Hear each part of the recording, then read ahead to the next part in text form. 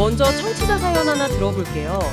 15년 넘게 당뇨를 앓고 계시는 60대 남성분이세요. 기자님, 밤마다 발끝이 서리고 따끔거려서 잠을 설친 지가 꽤 됐습니다. 예전엔 안 그랬는데 요즘엔 작은 상처도 잘 안 낫고 오래가네요. 덜컥 겁이 납니다.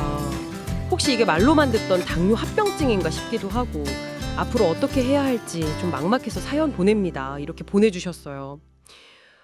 정말 걱정이 많으실 것 같아요. 네, 방금 사연 주신 분처럼 당뇨병을 오래 관리해 오신 분들이 가장 염려하시는 게 바로 이 합병증이잖아요. 특히 뭐 발이 저리다거나 상처가 잘 안 낫는 문제 같은 이제 신경병증, 또 그거 말고도 여러 합병증이 생길 수 있으니까 좀 불안하실 텐데요. 그래서 오늘 이 시간에는요, 당뇨 합병증에는 어떤 것들이 있는지, 또 어떻게 예방하고 관리해야 하는지 좀 자세히 알아보겠습니다. 2025년 8월 27일 수요일 아침, 듣기만 해도 건강해지는 활기찬 라디오 허민입니다. 오늘도 함께해 주셔서 감사합니다.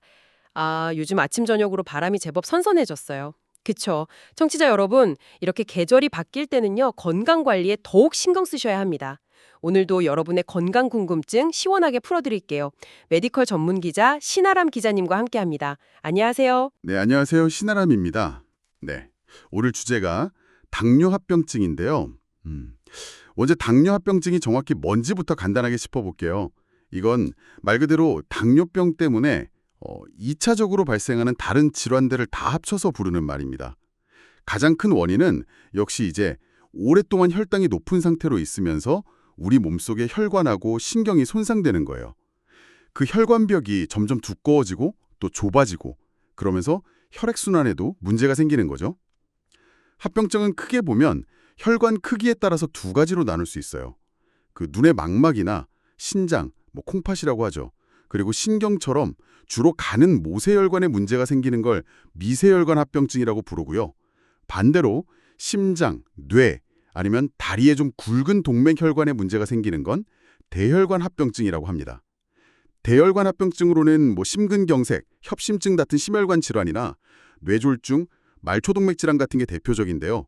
이런 병들은 당뇨병이 없는 분들보다 당뇨병 환자에게 한 2배에서 4배 정도 더 흔하게 생기고요. 또 비교적 젊은 나이에도 생길 수 있어서 정말 각별히 주의해야 합니다. 오늘 저희는 주로 이 미세혈관 합병증, 그러니까 눈, 신장, 신경에 생기는 문제들을 좀 중점적으로 다뤄보려고 하는데요. 특히 아까 사연 주신 분처럼 발에 문제가 생기는 거, 당뇨발이라고 하잖아요. 이 원인이 되는 신경병증은 이게 생각보다 심각한데도 잘 모르시는 분들이 많아서 방치하다가 병을 키우는 경우가 좀 적지 않아요. 네, 맞아요. 특히 발이 저리거나 시리다, 화끈거린다, 아니면 콕콕 찌르는 것 같다 이런 통증 느끼는 분들 많으시죠. 이런 증상들이 바로 당뇨병성 신경병증의 대표적인 신호일 수 있습니다. 이게 또 특징적으로 밤에 더 심해지는 경향이 있고요. 양쪽 발에 비슷하게 그리고 주로 발가락 끝에서부터 증상이 시작되는 경우가 많다고 해요. 여기서 더 진행되면 발의 감각 자체가 좀 둔해지기도 하고요. 이게 왜 위험하냐면 감각이 둔해지니까 발에 상처가 나도 아픈 걸 잘 모르게 되는 거죠. 근데 당뇨병이 있으면 혈액순환도 잘 안 되고 또 세균 감염에 대한 면역력도 좀 떨어져 있잖아요. 그래서 아주 작은 상처라도 쉽게 낫지를 않고 염증이 깊어져서 궤양이 되거나 심하면 조직이 죽는 괴사까지 갈 수 있다는 거예요. 실제로 우리나라에서 한 해 평균 한 2,000명 정도가 이 당뇨병 문제 때문에 발이나 다리를 절단하는 수술을 받는다고 하니까요. 교통사고 같은 외상을 빼면 다리를 절단하게 되는 가장 흔한 원인이 바로 이 당뇨발인 거죠. 당뇨병 환자는 일반인보다 발 절단 위험이 무려 15배에서 많게는 30배까지 높다는 통계도 있고요. 발에 궤양이 생기거나 절단한 후에는 사망률도 높아지기 때문에 정말 예방이랑 관리가 너무 중요합니다. 그러면 무서운 당뇨병 어떻게 관리해야 할까요? 가장 기본적이면서도 중요한 거요. 바로 매일 자기 발을 좀 주의 깊게 살펴보는 습관입니다.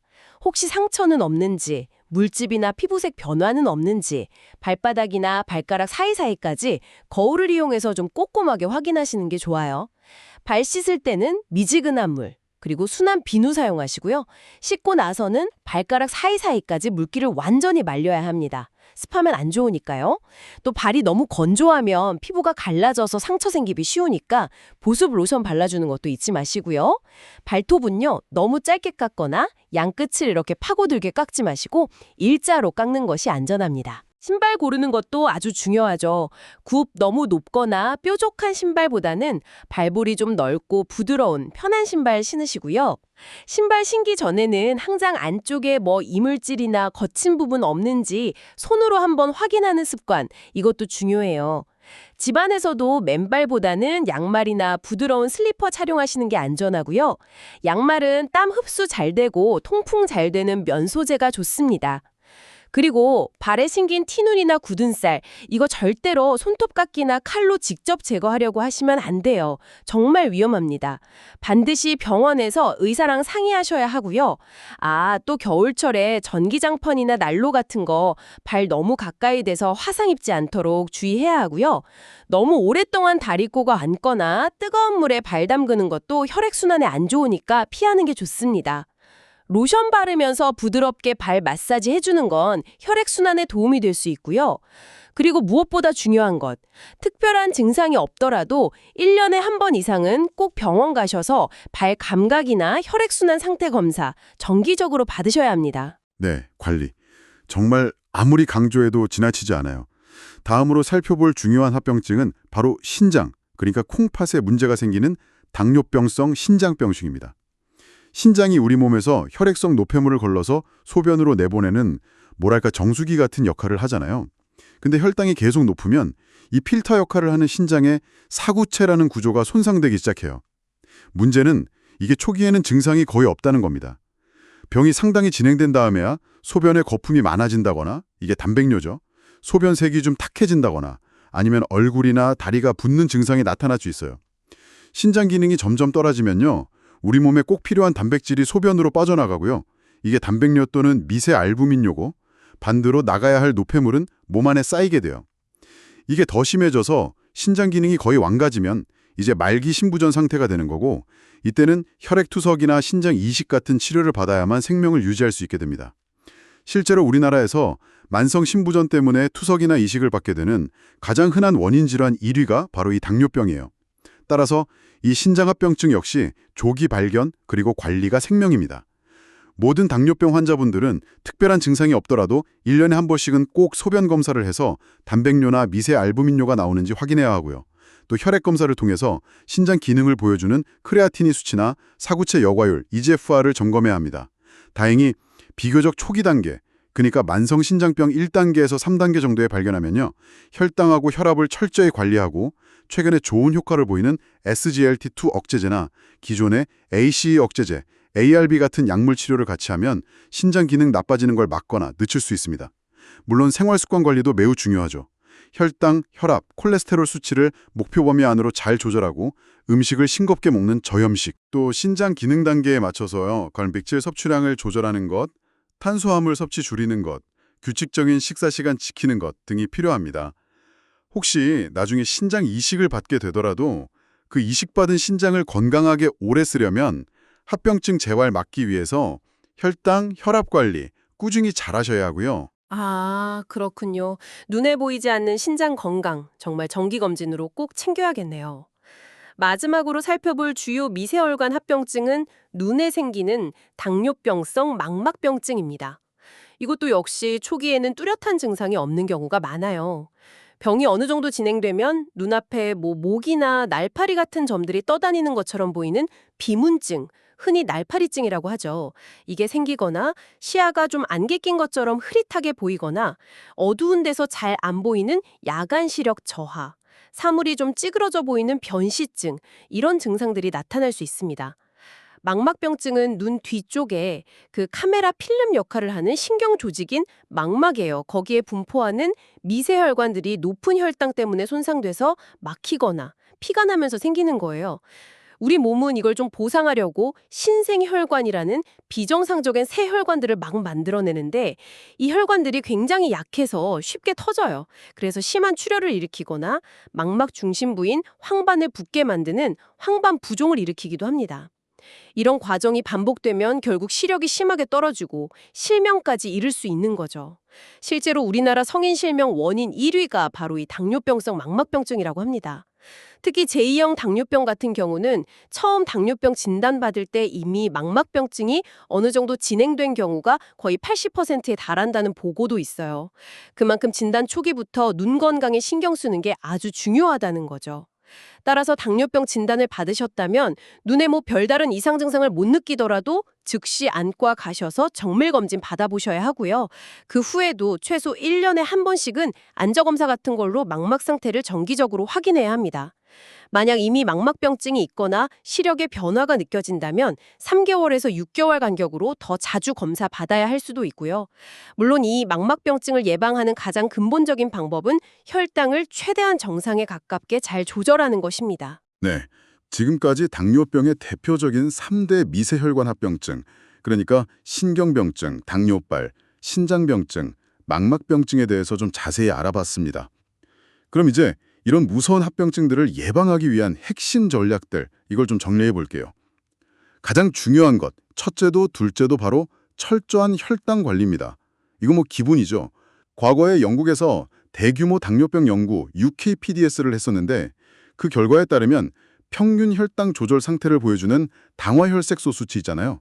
이거를 1%만 낮춰도 이런 미세혈관 합병증 발생 위험을 약 37%나 줄일 수 있다고 해요.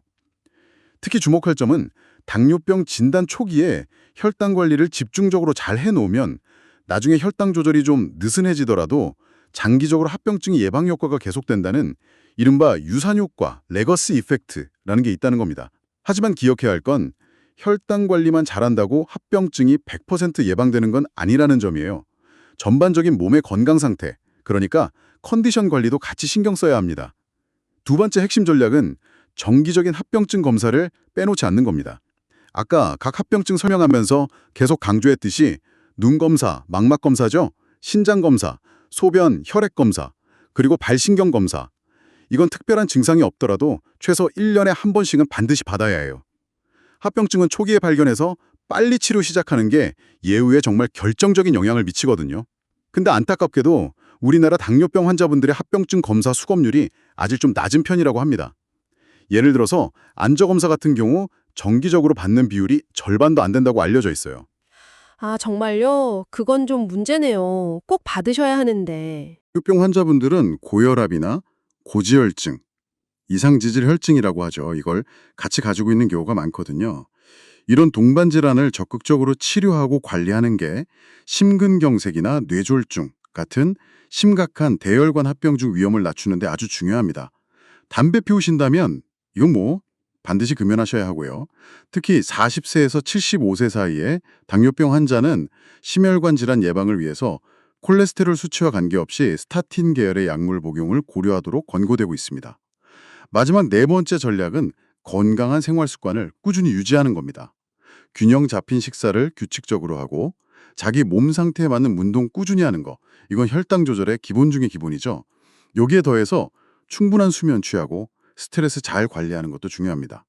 규칙적인 생활 리듬 유지하고 좀 긍정적인 마음으로 작은 일에도 감사하는 습관, 이런 게 정신 건강에도 도움이 될 수 있어요. 또 당뇨병이 있으면 감염에 취약해질 수 있으니까 평소 손 씻기 같은 개인 위생 관리 철저히 하고 정기적인 치과 검진으로 구강 건강 챙기고 독관이나 폐렴구균 예방접종 통해서 감염병 미리 예방하는 노력도 필요합니다. 네, 합병증 예방하려면 정말 여러 가지로 노력해야겠네요. 다행히 최근에는 당뇨병 치료 자체도 굉장히 발전하고 있잖아요. 단순히 혈당 수치 낮추는 걸 넘어서서 합병증 발생을 직접적으로 예방하거나 치료하는 효과까지 가진 새로운 약들도 많이 나왔고요. 아까 신장병증 이야기할 때 잠깐 나왔던 SGLT2 억제제 계열 약물이나 주사제이긴 하지만 강력한 혈당 강화 효과에 체중 감소 효과도 있고 심장이랑 신장 보호 효과까지 입증된 GLP-1 수용체 작용제 같은 것들이 대표적인 예라고 할 수 있겠죠. 또 예전에는 약 하나로 시작해서 조절 안 되면 다음 약 추가하고 이런 식이었다면 요즘에는 당뇨병 진단 초기부터 서로 다른 방식으로 작용하는 약들을 같이 쓰는 조기 병합 요법이 점차 강조되고 있어요. 이게 혈당을 더 빠르고 안정적으로 조절해서 치료 실패 위험 줄이고 장기적으로 합병증 발생 가능성을 최소화하려는 전략인 거죠. 그리고 24시간 혈당 변화를 실시간으로 보여주는 연속 혈당 측정기, CGM이나 인슐린 주사 용량 기록하고 혈당 정보 따라서 용량 조절 도와주는 스마트 인슐린 펜 같은 첨단 관리 기기들도 많아졌고요. 이런 것들이 혈당 관리의 정확성이랑 편리성을 높여주고 있으니까요. 이처럼 당뇨병 관리가 점점 더 효과적이고 편리해지고 있다는 점은 관리 중이신 많은 분들께 정말 희망적인 소식이 될 것 같습니다. 네, 오늘 활기찬 라디오에서는 당뇨병의 다양한 합병증 종류와 그 심각성, 그리고 발 관리부터 신장, 눈 건강 지키기 위한 합병증 예방 관리법까지 자세히 알아봤습니다. 오늘 나눈 이야기들 좀 요약하자면요. 역시 가장 중요한 건 혈당을 목표 범위 안으로 꾸준히 관리하는 것. 그리고 여기에 더해서 특별한 증상이 없더라도 정기적인 합병증 검사 반드시 챙기고 건강한 생활 습관 꾸준히 실천하는 것. 이 점을 다시 한번 강조하고 싶네요. 네, 맞습니다. 당뇨병이라는 게 꾸준한 관리가 평생 필요한 만성질환이긴 하지만요. 오늘 저희가 말씀드린 내용들 잘 기억하시고 생활 속에서 하나씩 꾸준히 실천해 나가신다면 그 두려운 합병증들 충분히 예방하고 건강한 삶을 오랫동안 누리실 수 있습니다. 저만 아주 작은 생활 습관 하나하나가 모여서 결국 큰 차이를 만든다는 것 꼭 기억해 주셨으면 좋겠습니다. 네, 오늘 활기찬 라디오는 여기까지입니다. 작은 실천으로 큰 건강 지키시길 바라면서요. 저희는 내일 아침 7시에 더욱 유익한 건강 정보로 다시 찾아뵙겠습니다. 함께해 주신 청취자 여러분, 그리고 오늘 도움 말씀해 주신 신아람 기자님 감사합니다. 편안한 하루 보내십시오. 방송 마치기 전에 한 가지만 더요. 혹시 청취자 여러분 중에 나는 혈당 조절 잘하고 있으니까 합병증 걱정은 없을 거야. 이렇게 좀 안심하고 계신 분은 없으신가요? 오늘 저희가 이야기 나눈 것처럼요. 단순히 혈당 수치만 보는 걸 넘어서서 내 몸이 보내는 아주 작은 변화나 신호들에도 귀 기울이고 미리 점검하는 것. 이게 합병증 예방의 또 다른 중요한 열쇠가 될 수 있다는 점 꼭 한번 생각해 보시면 좋겠습니다.